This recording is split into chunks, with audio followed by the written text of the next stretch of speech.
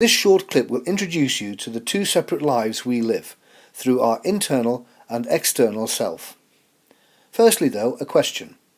What caused the Titanic to sink? At the end of this short clip, you might have an answer that you didn't expect. We all exist as two selves, an internal self and an external self. The horizontal line on the screen represents our skin, and everything above the line is our external self, and everything below the line is our internal self.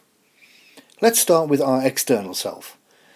We can represent how we are externally in three ways: the way we relate to and make an impact on the outside world, and the way the outside world makes an impact on us. These three ways are how we look, how we sound, and how we behave.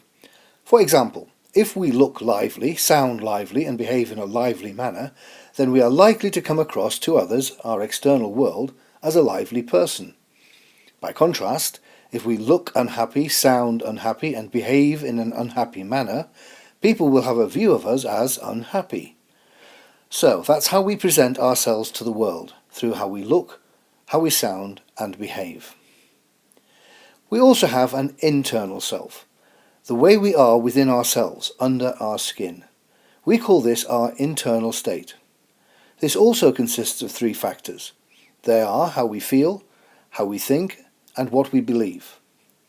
These three factors tend to dominate and predict our external self. How we feel and think, and what we believe, usually determine how we look, sound, and behave.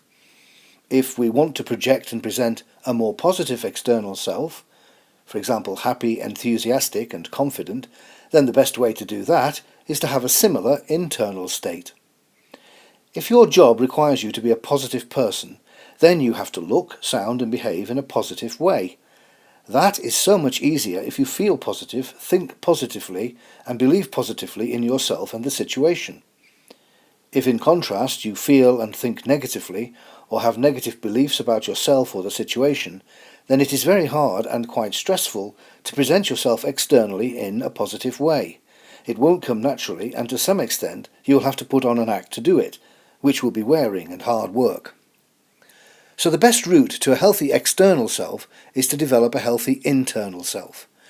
This means rather than focus on changing, controlling, or managing your external behaviours, instead focus on changing, controlling, or managing your internal state. If you can create an internal state of feelings, thoughts, and beliefs that work for you, then not only are you more likely to be comfortable within yourself, but you are also likely to be comfortable in all your external relationships. So, what did sink the Titanic? Most people will say the iceberg, and of course that would be true. But another, a different but compelling reason was the attitude or internal state of most people on the ship, who collectively had the view that the Titanic was unsinkable. This internal state generated unhelpful, overconfident behaviours, which meant that by the time everyone realised the precarious danger they were in, it was sadly too late to take the behaviours that would have saved them. Thank you for listening.